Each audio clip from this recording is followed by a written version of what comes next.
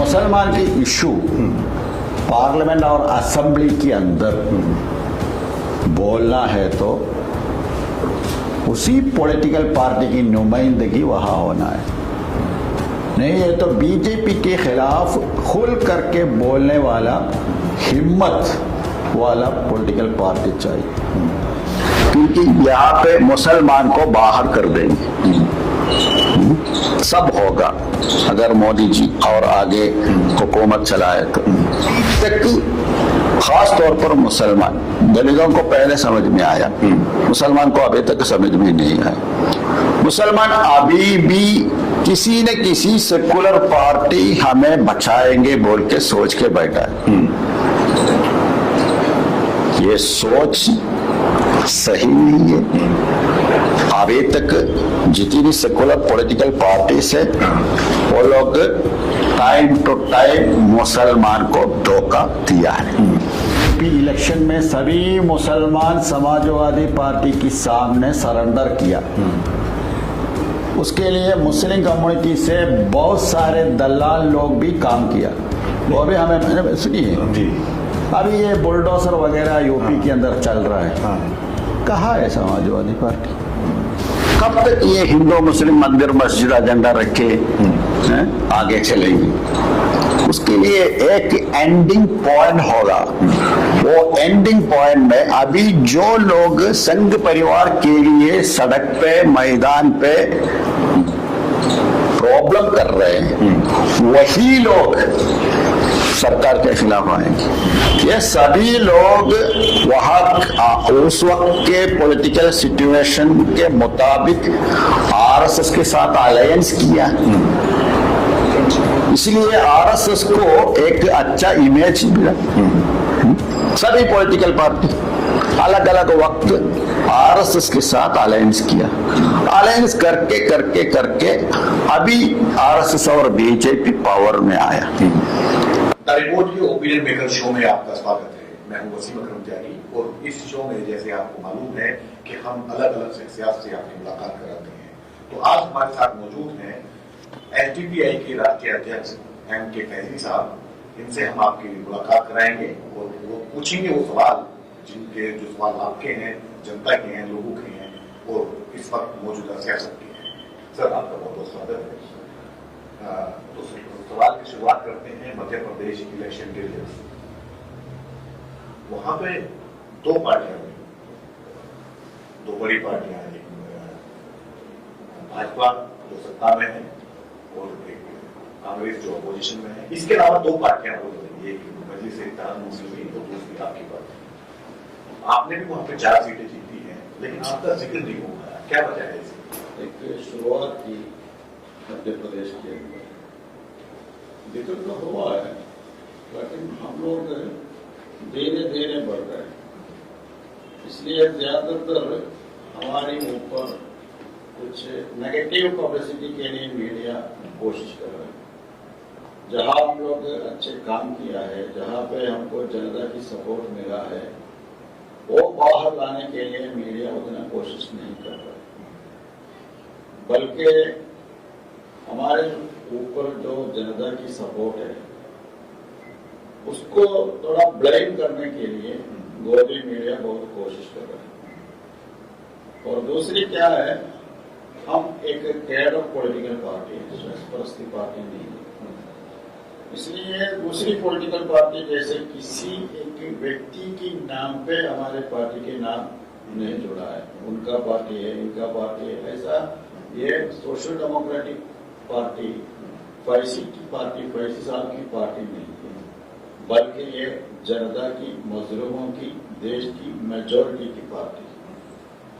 तो इसमें एक चीज आप बताइए, आप आज तक एक भी इलेक्शन विधानसभा और लोकसभा का नहीं जीत पाए, इसकी क्या वजह है, क्या फेलियर है? तो लंबे समय से आपका कैडर है, आपके पास में संगठन है और आपके मुद्दे पे आप अपनी बात नहीं पहुंचा पा रहे हैं वहां तक।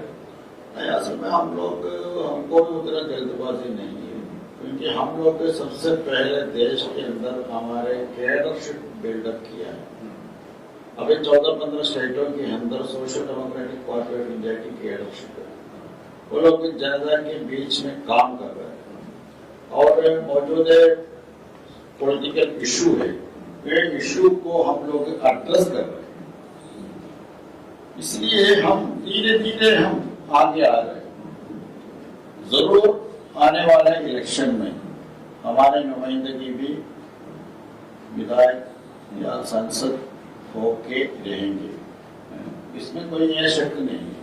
क्योंकि हम लोग क्या है, किसी न किसी जुगाड़ करके, नहीं है तो किसी दूसरी पॉलिटिकल पार्टी में जो सीट नहीं मिला है, ऐसे लोगों को लेके एक टिकट देके एमएलए एमपी बनाने की कोशिश में नहीं है। हम लोग जनता के लिए जो लोग काम करेंगे ऐसे लोगों को प्रमोट कर रहे हैं।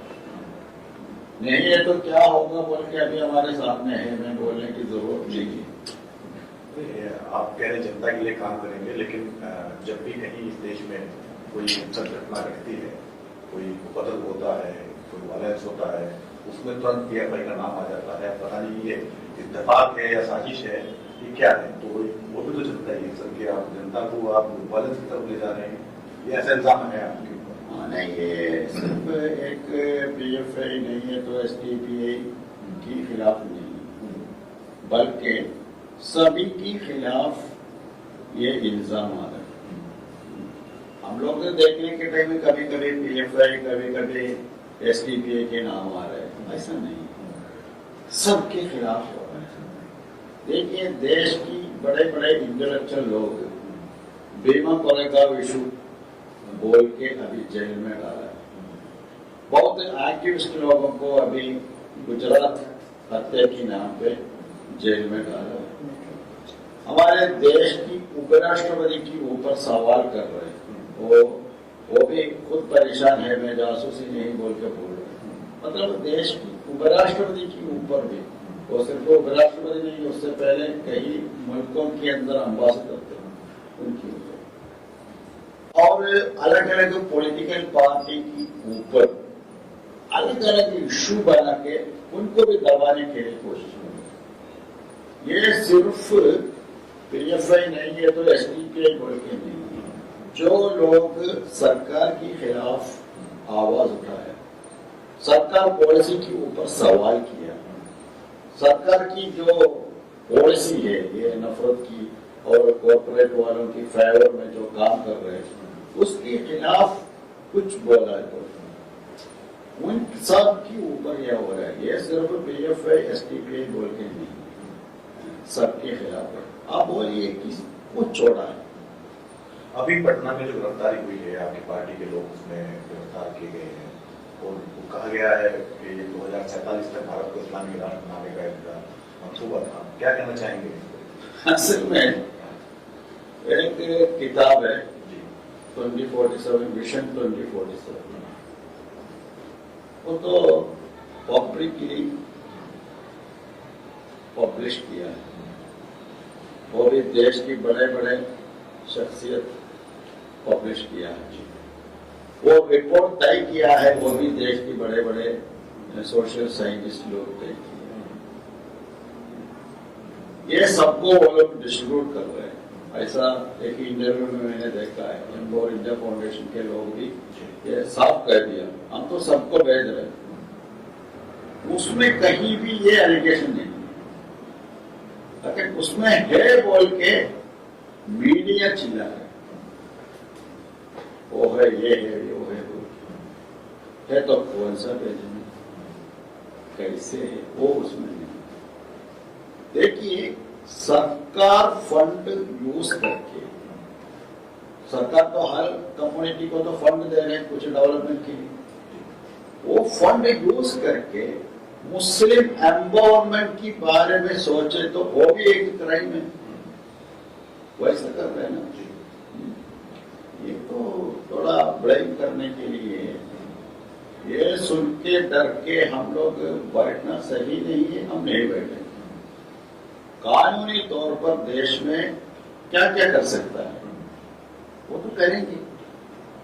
ये बीजेपी बोला है, संघ परिवार बोला है, गोदी मीडिया बोला है बोल के चुप करके बैठे तो आगे चलना भी मुश्किल होगा। सर एक बात बताइए, ये दूसरी मर्तबा आपने देखा कि जब सीए एनआरसी में यूपी में हिंसा हुई तब पीएफआई का नाम आया, उसके बाद में अभी जो नुपुर शर्मा का मामला था, इसमें जो झारखंड में, बंगाल में, यूपी में, जो हिंसा में, इसमें भी पीएफआई का नाम आया। क्या वजह है इसकी, क्या क्यों ये बार बार हिंसा में एक ही संगठन का नाम आ रहा है? नहीं, वो पीएफआई के बारे में ज्यादा पीएफआई वालों से पूछना है।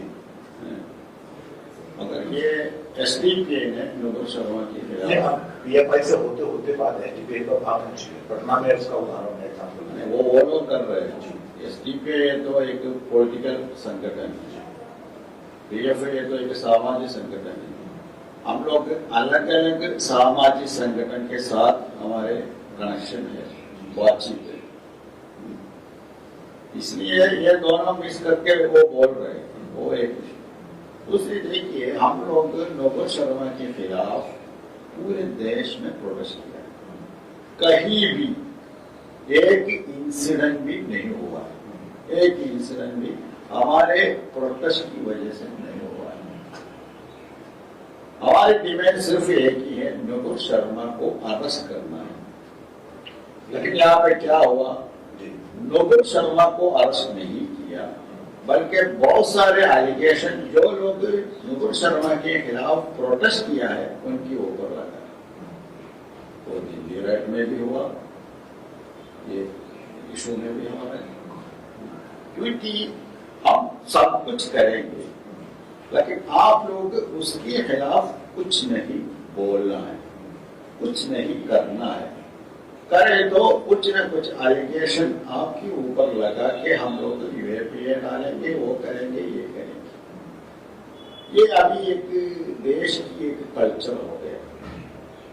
देखिए गुजरात इशू में ज़किया जफरी की पिटीशन रिजेक्ट की, मोदी जी को क्लीन चिट दिया, वो एक इशू। दूसरी इशू क्या है, ज़किया जफरी को लीगली सुप्रीम कोर्ट में जाने के लिए किसने मदद किया है, वो इंक्वायरी करना बोल के भी जजमेंट आ रहा है। ये एक नया पॉलिटिकल नहीं है तो नया एक कल्चर शुरू हो रहा है। एक कल्चर ये है, एक कल्चर वो भी है जो उदयपुर में हुआ है। जो उदयपुर में जो गर्दन काटी गई है, आप उसे किस नजरिए से आप उसको देखते हैं? उदयपुर में जो हुआ है आपको बता सकता है क्या? नहीं तो बोल सकता है क्या? किसी मुस्लिम व्यक्ति, किसी मुस्लिम जमात, किसी पॉलिटिकल पार्टी उसको सपोर्ट किया? सभी लोग मदद, सभी लोग मदद। तो ये क्यों के मुसलमान के ऊपर डाला? उससे पहले वही राजस्थान के अंदर एक मुसलमान को फोन करके बुला के उनको जलाया, वो वीडियो बनाया। अफराजुल की बात कर रहे हैं। अफराजुल की बात। उसमें एक किसने किया, उनको फोटो लगा के, उनके बैंक अकाउंट में पैसा डाल के, उनको पार्लियामेंट या असेंबली सीट ऑफर करके ये देश में किया है। वही लोग उदयपुर इंसिडेंट को रख के मुसलमान के खिलाफ बोलने का हक नहीं, क्योंकि मुसलमान किसी गैर कानूनी काम को सपोर्ट नहीं कर रहे। ये लोग गैर कानूनी काम कर रहे, उनको सपोर्ट कर रहे, उनको लीडर बनाया, सेंट्रल मिनिस्टर में ऐसे लोग आया। ये है तरीका। अच्छा, आप भी मजलूमों की आवाज उठाने का दम करते हैं, ओवैसी साहब भी हैं, वो भी मजलूमों की आवाज उठाने का दम करते हैं। ये बताइए, लोग ओवैसी को छोड़कर आपको क्यों चुनते हैं? देखिए, ओवैसी साहब पॉलिटिक्स में थोड़ा फर्क है, हमारे पॉलिटिक्स थोड़ा फर्क है। हम लोग एक मुस्लिम पॉलिटिकल पार्टी नहीं है, सबसे पहले ये मालूम होना चाहिए। लेकिन आपका लेवल तो ही लगा हुआ है। नहीं है, हम लोग एक मुस्लिम पॉलिटिकल पार्टी नहीं है। हम लोग सभी मजलूमों के लिए, उसमें नंबर 1 मुसलमान है, इसलिए मुस्लिम इशू। हम लोग एक मुस्लिम इशू को एड्रेस इसलिए नहीं कर रहे हैं हम भी मुसलमान है बोल के, बल्कि वो एक इशू है, इसलिए मुस्लिम इशू को एड्रेस कर रहे हैं। दलित इशू को हम लोग एड्रेस कर रहे हैं, और दूसरी जितनी कॉर्पोरेट पॉलिसी के खिलाफ हम लोग एड्रेस कर रहे हैं। दूसरा क्या है, हम लोग एक शख्स परस्ती पार्टी नहीं है, ये पार्टी में एक सिस्टम है, इसमें एक लीडर नहीं है, बहुत सारे लीडर हैं, कमिटी है, शूरा है। हम लोग बीजेपी और संघ परिवार की पॉलिटिक्स के खिलाफ लड़ रहे हैं। इसमें एक इंडिविजुअल को कुछ ना कुछ दिया है तो ये मूवमेंट नहीं रोक सकता है, क्योंकि ये आप नहीं है। आप कहें बीजेपी संघ परिवार के खिलाफ हो रहे हैं, कांग्रेस भी कहती है इसी बात को, और जो पार्टी विपक्षी पार्टियां वो भी इसी बात को कहती हैं, तो फिर आपके साथ क्यों लगा है इतनी पार्टियां होते हुए? देखिए, इसमें दो है। एक बहुत सारे सेकुलर पार्टी बोलने में थोड़ा सिमिलरिटी होगा, क्योंकि सभी बीजेपी के खिलाफ सिमिलरिटी होगा, ताकि ये सभी इशू है ना, ये सभी इशू को ये सभी पॉलिटिकल पार्टी कैसे एड्रेस कर रहे हैं उसमें फर्क है। देश की बहुत सारे सेकुलर पार्टी अभी संघ परिवार ने बना के रखा है एक प्लेटफॉर्म, वो हिंदुत्व प्लेटफॉर्म। वो हिंदुत्व प्लेटफॉर्म में खड़े होकर बात कर रहे हैं। हम हिंदुत्व प्लेटफॉर्म में खड़े होकर बात नहीं कर रहे हैं, और हमें यह भी मालूम है कि हिंदुत्व प्लेटफॉर्म में खड़े होकर संघ परिवार के खिलाफ बोले तो संघ परिवार को कुछ नहीं होगा, बल्कि संघ परिवार और मजबूत होगा। इसलिए संविधान की प्लेटफॉर्म में खड़े होकर बात करना है। ये अयोध्या में राम मंदिर बनाना किसका एजेंडा है? बीजेपी एजेंडा है।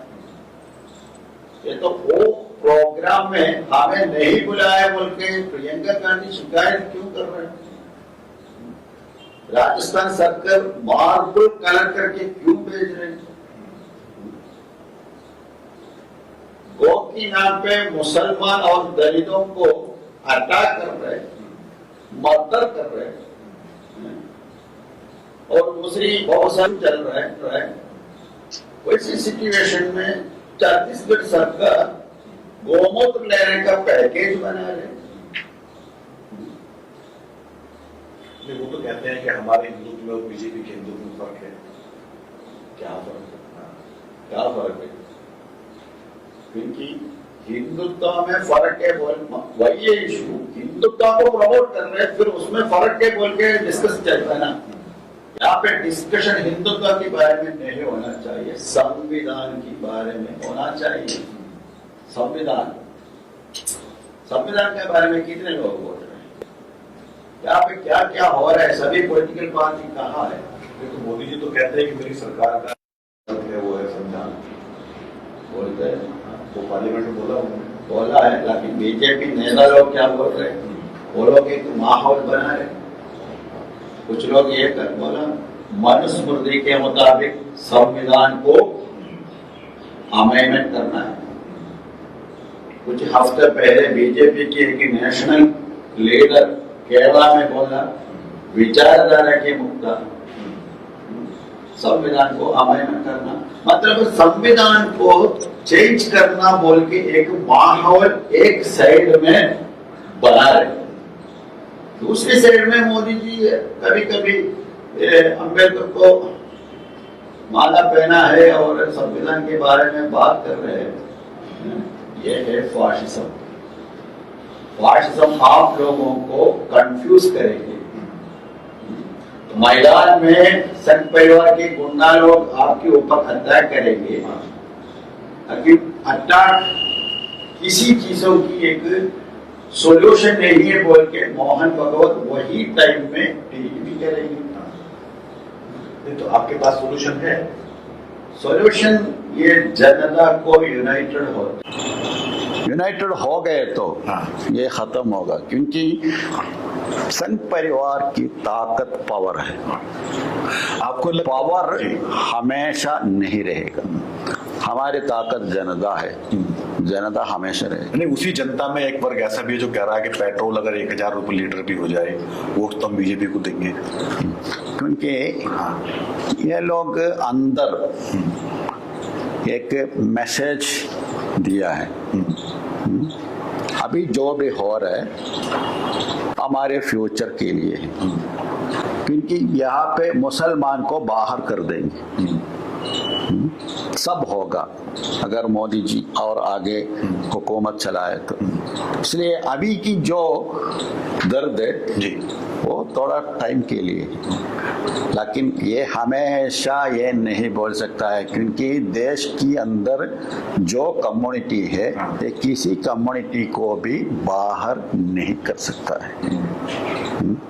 ख्वाब देखने में कुछ प्रॉब्लम नहीं है, लेकिन ख्वाब से काम नहीं होगा। तो क्या ये पक्का है। क्या ये संभव है कि मुसलमान को बाहर किया जा सकता है यहाँ से भारत से? कैसे करेंगे? कौन करेंगे? कौन है ये सबको बाहर करने की? जैसे म्यांमार में हुआ है। म्यांमार अलग है, इंडिया अलग है। म्यांमार अलग है, इंडिया अलग है। इंडिया में अभी श्रीलंका जैसे सिचुएशन आ रहे हैं, महंगाई बढ़ रहे है, हर चीज को ये हो रहा है, रोजगारी खत्म हो रहा है। कब तक ये हिंदू मुस्लिम मंदिर मस्जिद एजेंडा रखे आगे चलेंगी? उसके लिए एक एंडिंग पॉइंट होगा। वो एंडिंग पॉइंट में अभी जो लोग संघ परिवार के लिए सड़क पे मैदान पे प्रॉब्लम कर रहे हैं, वही लोग सरकार के खिलाफ आएंगे। वही लोग, ये हर देश में ये हुआ है। जो लोग पहले फेवर में था वही लोगों को समझ में आ जाएगा हमें ये लोग धोखा दे रहे बोल के, उस वक्त वो लोग उसके खिलाफ हो जाएंगे। इंडिया में ऐसा कुछ नहीं होगा, कुछ ना कुछ प्रॉब्लम होगा, इसके अलावा कुछ। अभी जो ये हालात हैं देश के अंदर, जो सांप्रदायिकरण हो रहा है बहुत तेजी से, नफरत का माहौल है, उसके काउंटर के लिए आपके पास में क्या है? उसके काउंटर आप कैसे करेंगे? क्योंकि आप उस तबके से ताल्लुक रखते हैं जिसके खिलाफ नफरत फैलाने के लिए मीडिया है और सरकार के जो नेता हैं उनके लोग हैं, कैसे आप इसको काउंटर करेंगे? मैं वही बताया, ये नफरत कुछ देर तक होगा, कुछ देर तक वही चलेगा। तो एक काउंटर उसका क्या है? काउंटर है तो जनता को अभी समझ में आएगा, उसके लिए जनता को यूनाइटेड करना है। ये फाशिस्ट अटैक को जनता रोकना है। जनता रोके तो आगे नहीं होगा, कुछ नहीं होगा। ये है सच्ची। नहीं, जनता को तो ये दिखाया जा रहा है कि एसडीपीआई 2047 तक भारत को हिंदू राष्ट्र बना दे, वो मुस्लिम राष्ट्र बना देगी। नहीं, एसडीपीआई ऐसा बना रहे बोल के, एसडीपीआई तो नहीं बोला, पुलिस ने नहीं बोला, कुछ पुलिस बोला बोल के, कौन बोला बोल के नहीं, कुछ गोदी मीडिया ब्लेम कर रहे हैं। हम लोग इस्लामिक राष्ट्र बनाने के लिए नहीं है, नहीं ये तो दूसरी कुछ राष्ट्र बनाने के लिए नहीं है। हम लोग संविधान के मुताबिक, हमारे देश की संविधान के मुताबिक हमारे राष्ट्र चलना है। यहाँ पे हिंदू और मुस्लिम और बाकी जितने तबका है सभी को बराबरी मिलना है, इंसाफ मिलना है। यहाँ पे किसी को अपने जाति की नाम पे, अपने धर्म की नाम पे ना इंसाफी नहीं होना है। उसमें किसी को दिक्कत है कि हम लोग ऐसा करने? अच्छा, और बहुत सी पार्टी हैं जो माइनॉरिटी का आवाज उठाने की बात करती हैं, आप भी उनमें से एक हैं। एक केरल में मुस्लिम लीग है, आसाम में AIUDF है, यूपी में भी कई पार्टियां हैं, आपके हैदराबाद में ओवैसी की पार्टियां हैं। तो आपको लगता है कि ये सारी पार्टी को एक जगह यूनाइट होकर के एक झंडे के नीचे आना चाहिए? ये सवाल जो मुस्लिम लोग कहते हैं, इत्तेहाद की बात जब आती है तो जब ये आपस में बटे हुए हैं तो फिर ये इत्तेहाद कैसे संभव है? हाँ, नहीं, वो हर एक पॉलिटिकल पार्टी को अपने एक एजेंडा रहेगा। उनका एक पॉलिटिकल स्टाइल भी होगा, इसलिए वो लोग अलग अलग पॉलिटिकल पार्टी बना के काम कर रहे हैं। लेकिन ऐसे एक सिचुएशन आने के टाइम में सभी पॉलिटिकल पार्टी एक ही झंडे के नीचे बोल के नहीं, लेकिन एक अलायंस में आने का भी चांस है, क्योंकि देश की सिचुएशन ऐसा चल रहा है। आपने बिहार इलेक्शन में कोशिश की थी कि आप ओवैसी की पार्टी के साथ में गठबंधन करें, क्या वजह रही उसकी असफल होने की? नहीं, वो कोशिश किया मतलब हम लोग डिस्कस किया, हम डायरेक्ट डिस्कशन नहीं किया, कुछ लोग डिस्कस किया, पता नहीं वो वैसे हिसाब से पूछना है क्या है बोल के। हम लोग आरएसएस को रोकने के लिए एक जेंटलमैन एग्रीमेंट के मुताबिक अलायंस के लिए जो भी सेकुलर पार्टीज है उसमें बहुत कम ही रहेगा, और अच्छे है बोल के नहीं, बहुत कम ही रहेगा, फिर भी अलायंस के लिए रेडी है तो हम लोग उसके लिए रेडी है। अच्छा, कहा जाता है कि जब मुसलमान आरएसएस को रोकने की बात करते हैं आरएसएस और तेजी से बढ़ता है, इसमें सच्चाई है? नहीं, ये यहाँ पे कुछ लोगों की एक कमेंट है, वो कमेंट की मकसद क्या है तो आप लोग कुछ नहीं करना है, वो आरएसएस बढ़ रहे बोल के नहीं है, उसमें पॉइंट है। उसमें पॉइंट क्या है, आप कुछ नहीं करना है, क्योंकि आरएसएस के खिलाफ बोले तो आरएसएस बढ़ते जाएगा, इसलिए उसका मतलब क्या है, कुछ नहीं बोलना है। 1925 से आरएसएस ने स्टार्ट किया, आरएसएस के खिलाफ कितने लोग कैंपेन किया देश के अंदर, कोई भी नहीं किया। बल्कि जो लोग अभी कह रहे हमें एडवाइस दे रहे, ये सभी लोग वहाँ उस वक्त के पॉलिटिकल सिचुएशन के मुताबिक आरएसएस के साथ अलायंस किया, इसलिए आरएसएस को एक अच्छा इमेज मिला। सभी पॉलिटिकल पार्टी अलग अलग वक्त आरएसएस के साथ अलायंस किया, अलायंस करके करके करके अभी आरएसएस और बीजेपी पावर में आया। अभी वही लोग कह रहे आप लोग कुछ नहीं करना, आरएसएस और आगे जाएंगी, और कहाँ आगे जाएंगी, अभी तो हर जगह आरएसएस है, पावर उनके हाथ में, ज्यादातर एमएलए एमपी उनके हैं, और कहाँ आगे जाएंगे। इसलिए आरएसएस बोल के खामोशी से बैठना एक सॉल्यूशन नहीं है। हम लोग हमारे एजेंडे को लेके काम करना है, एक पॉइंट जी। दूसरी पॉइंट, अभी तक खास तौर पर मुसलमान, दलितों को पहले समझ में आया, मुसलमान को अभी तक समझ में नहीं आया। मुसलमान अभी भी किसी न किसी सेकुलर पार्टी हमें बचाएंगे बोल के सोच के बैठा है। ये सोच सही नहीं है। अभी तक जितनी सेकुलर पॉलिटिकल पार्टीज है वो लोग टाइम टू टाइम मुसलमान को धोखा दिया है। अभी सभी सेकुलर पार्टी मुसलमान के ऊपर एक जिम्मेदारी दिया है, बीजेपी को हराना है तो आप लोग चुप करके हमें वोट देना है। अभी यूपी इलेक्शन में भी वही चल रहा है, और आगे राजस्थान और मध्य प्रदेश गुजरात इलेक्शन में भी वही पॉइंट है। क्या है, बीजेपी को हराना सिर्फ मुसलमान की जिम्मेदारी है क्या? ये सभी लोग अलग अलग कंडस्ट कर रहे हैं, अलायंस के लिए रेडी नहीं है। लेकिन मुसलमान की तरफ से कुछ पॉलिटिकल स्टार्ट हुआ है तो सभी लोग परेशान हैं, सभी लोग नाराज है, आप लोग ऐसा मत करो वैसा मत करो बोल के, उससे कुछ नहीं होगा। अच्छा, मुसलमान की इशू पार्लियामेंट और असेंबली के अंदर बोलना है तो उसी पॉलिटिकल पार्टी की नुमाइंदगी वहां होना है। नहीं है तो बीजेपी के खिलाफ खुल करके बोलने वाला हिम्मत वाला पॉलिटिकल पार्टी चाहिए। देखिए लास्ट यूपी इलेक्शन में कांग्रेस में वो हिम्मत नहीं है या दूसरी पार्टी है उनमें हिम्मत नहीं है? कहीं भी नहीं है, मैं वही बता रहा हूँ जी, कहीं भी नहीं। पार्लियामेंट के अंदर बहुत सारे बिल पास किया, कभी कभी राज्यसभा में बीजेपी को मेजॉरिटी नहीं था, फिर भी पास हुआ है। कश्मीर की 370 हटाया। कांग्रेस के अंदर 2 ग्रुप थे, सपोर्ट करने वाला भी है, वो भी है। लास्ट यूपी इलेक्शन में सभी मुसलमान समाजवादी पार्टी के सामने सरेंडर किया। उसके लिए मुस्लिम कम्युनिटी से बहुत सारे दलाल लोग भी काम किया, वो भी हमें सुनिए जी। अभी ये बुलडोजर वगैरह यूपी के अंदर चल रहा है, हाँ। कहाँ है समाजवादी पार्टी? नहीं, वो तो समाजवादी पार्टी के नेताओं पे भी चल रहा है। है तो और ज्यादा होना है ना जी, है? और ज्यादा होना है।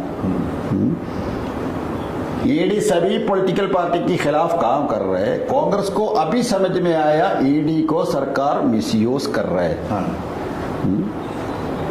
ऐसा नहीं होना है।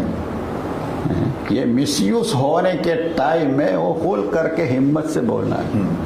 कितने लोग बात कर रहे हैं वहां पे? हमको कुछ लोग हैं, लेकिन एक पार्टी बोल के किसी पॉलिटिकल पार्टी नहीं है। वो सीएए एनआरसी इशू में भी हम देखा, कश्मीर की 370 में भी हम देखा। अभी सभी सरकारी एजेंसियों को अलग अलग एनजीओ के ऊपर, एक्टिविस्टों के ऊपर, पॉलिटिकल पार्टियों के ऊपर भी मिसयूज कर रहे हैं ना। क्यों ये सभी लोग यूनाइटेड क्यों नहीं हो रहे? ये ईडी से सभी पॉलिटिकल पार्टी परेशान है। अब एक बात बताइए सर कि ये जो माहौल है, इस माहौल को रोकने के लिए या अगले जो चुनाव है, आपका तो कोई एमएलए नहीं है इस वक्त में, और आपका संगठन भी इतना बड़ा नहीं है जो बीजेपी को रोक सके या आरएसएस को रोक सके, तो फिर कैसे रुकेगा? कोई तो रास्ता आपने सोचा है? नहीं, वो आज हाँ। हमारे लिए ताकत नहीं बोल के हम बैठे तो फिर ताकत कैसे बनेगा? ताकत बनाना है तो काम करना है ना। तो जब जब आप ताकत दिखाने की बात करते हैं तो बुलडोजर पहुंच जाता है। नहीं, एक बुलडोजर 2 बुलडोजर तो आएगा। हाँ। मैंने बोला है ना, इससे हम ये छोड़ के नहीं जाएंगे। नहीं जाएंगे। हम लोग संघ परिवार पॉलिटिक्स के खिलाफ लड़ेंगे। कांग्रेस नहीं है तो भी हमें प्रॉब्लम नहीं है, समाजवादी नहीं है तो हमें प्रॉब्लम नहीं है, देश की किसी सेकुलर पार्टी नहीं है तो भी हमें प्रॉब्लम नहीं। हम जनता से बात करेंगे, मुसलसल बात करेंगे, और धीरे धीरे जनता हमारे साथ आएगी। आप याद रखिए, सिर्फ 2 ही विचारधारा रहेगा, एक संघ परिवार और दूसरी संघ परिवार के खिलाफ। संघ परिवार के खिलाफ विचारधारा रखने वाला लोग हैं, उसमें बहुत है, लेकिन वो लोग काम नहीं कर रहे। इसलिए संघ परिवार की ओपोजिशन साइड में, विपक्ष साइड में लीड करने वाला political party social democratic party of India है अभी भी आइडियोलॉजिकली। और पार्लियामेंट और विधानसभा में नहीं है, वो अलग बात है, वो भी रहेगा। तो एक आखिरी सवाल आपसे ये है कि अगले साल कर्नाटक में इलेक्शन है। कर्नाटक में आपकी पार्टी काफ़ी मजबूत है, कैडर भी मजबूत है, तो वहाँ अलायंस करके लड़ेंगे या अपने दम पर? मैंने पहले बोर्ड से बताया ना, हम लोग एक जेंटलमैन एग्रीमेंट के साथ अलायंस हो सकता है तो अलायंस करेंगे। मतलब बिल्कुल अलायंस नहीं करेंगे बोल के एक जिद हमारे लिए नहीं है। अगर अलायंस नहीं है तो भी हम लोग कंडस्ट करेंगे। जैसे स्थानीय पार्टियां, पिछली बार वहाँ पे ओवैसी की पार्टी और जेडीएस का गठबंधन था, जो क्षेत्रीय दल है, उनसे आपका अलायंस हो सकता है कि आपने कोशिश की है इस चीज़ में? नहीं, वो एक पॉलिटिकल पार्टी बोल के अभी नहीं बोल सकता है, क्योंकि डिस्कशन स्टार्ट हो रहे हैं ना, इसलिए अभी नहीं बोल सकता है। लेकिन हम लोग कोशिश करेंगे अलायंस के लिए। कोशिश मतलब एक जेंटलमैन एग्रीमेंट के साथ है, तो नहीं है तो हम नहीं करेंगे। हम लोग हमारे पॉलिटिक्स को लेके हम आगे जाएंगे, वो है हमारा पॉलिसी। आखिरी सवाल है, पिछली बार आखिरी सवाल है कि लोग क्यों चुने आपको सर? देश को बचाना है तो एक ताकत की ज़रूरत है, वो ताकत है social democratic party of India, इसलिए चुनाना है। ये पार्टी के ऊपर मुसलमान को उम्मीद कर सकता है, दलितों को, किसानों को, मजलूमों को उम्मीद रख सकता है, क्योंकि हम लोग किसी कम्युनिटी को धोखा नहीं देंगे, मगर ये सभी कम्युनिटी के लिए फाशिज्म के खिलाफ ईमानदारी के साथ लड़ेंगे। ये social democratic party of India की वादा है। यह वादा देश में किसी पॉलिटिकल पार्टी को हिम्मत से नहीं बोल सकता है, वो हिम्मत से बोल सकता है social democratic party of India. ये है SDPA। ये बात करने के लिए बहुत बहुत शुक्रिया आपका।